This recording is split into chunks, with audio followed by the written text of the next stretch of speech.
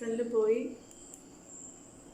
Advanced പോയി angle unit റേഡിയനിലാക്കുക. പിന്നെ close. Input the point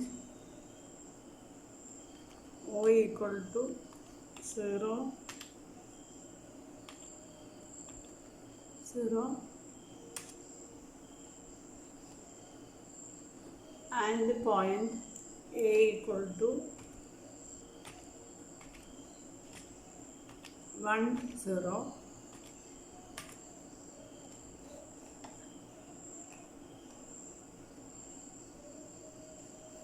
Now draw a unit circle.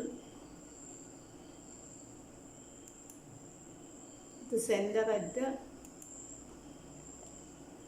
O, radius 1. For unit circle, now create a slider A with a minimum -10,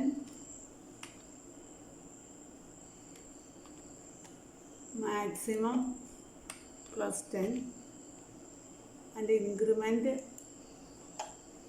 0.01.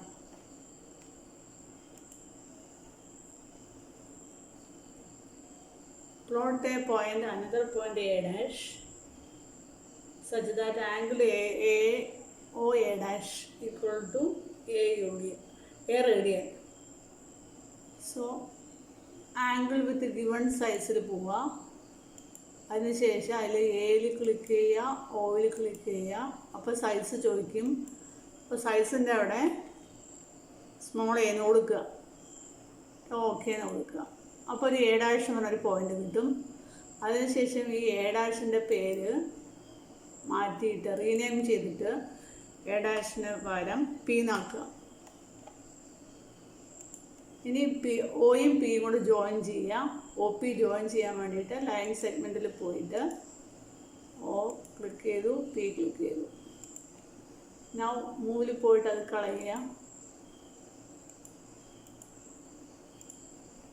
Then പിയുടെ അവിടെ അമർത്തിയിട്ട് object property പോവുക. അതിനുശേഷം അതിൻ്റെ name and value കൊടുക്കുക. അപ്പോൾ നെയിം ആൻഡ് വാല്യൂ സെലക്ട് ചെയ്ത് കഴിയുമ്പോൾ ഇവിടെ P എന്ന് പറയുന്ന പോയിൻറ്റിൻ്റെ കോർഡിനേറ്റ്സ് കാണിക്കും. ഇനി ഒരു ഇൻപുട്ട് ബോക്സ് ക്രിയേറ്റ് ചെയ്യാം. അതിന് വേണ്ടി ഇൻപുട്ട് ബോക്സിൽ പോയിട്ട് നമ്മൾ value of A equal to, ഇവിടെ എയുടെ വാല്യൂ നമ്മൾ ചേഞ്ച് ചെയ്യണം. അപ്പോൾ A ഈക്വൽ ടു എന്ന് പറഞ്ഞിട്ട് കൊടുത്തിട്ട് നമ്മൾ അതിനെ ലിങ്ക് ചെയ്യുക. ആരുമായിട്ട് ലിങ്ക് ചെയ്യണമെന്ന് വെച്ചാൽ എയുടെ വാല്യൂ ആയിട്ട് ലിങ്ക് ചെയ്യണം.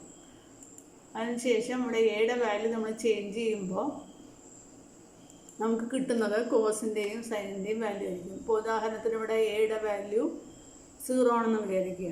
A equal to 0. അപ്പോൾ നമുക്കിവിടെ പിയുടെ coordinates 1, 0. That means cos 0 1, sine 0 0 ആണ്. ഇനി എയുടെ വാല്യൂ ചേഞ്ച് ചെയ്തിട്ട് π/2 കൊടുക്കണമെന്ന് വിചാരിക്കുക. എയുടെ സ്ഥാനത്ത് pi/2 കൊടുത്താൽ മതി. π/2 എന്ന് ടൈപ്പ് ചെയ്തിട്ട് എൻ്റർ ചെയ്യുമ്പോൾ അവിടെ പിയുടെ കോർഡിനേറ്റ്സ് 0ഉം 1ഉം ആയിട്ടുണ്ടാവും. അതായത് കോസ് 0 ആണ്, അതായത് കോസ് π/2 ആണ് 0 ആൻഡ് സൈൻ π/2 ആണ് 1. ഇനി ഇവിടെ വേറൊരു വാല്യൂ നമ്മൾ സെലക്ട് ചെയ്യുക. എന്തെങ്കിലും ഒരു 0.5 എന്തായാലും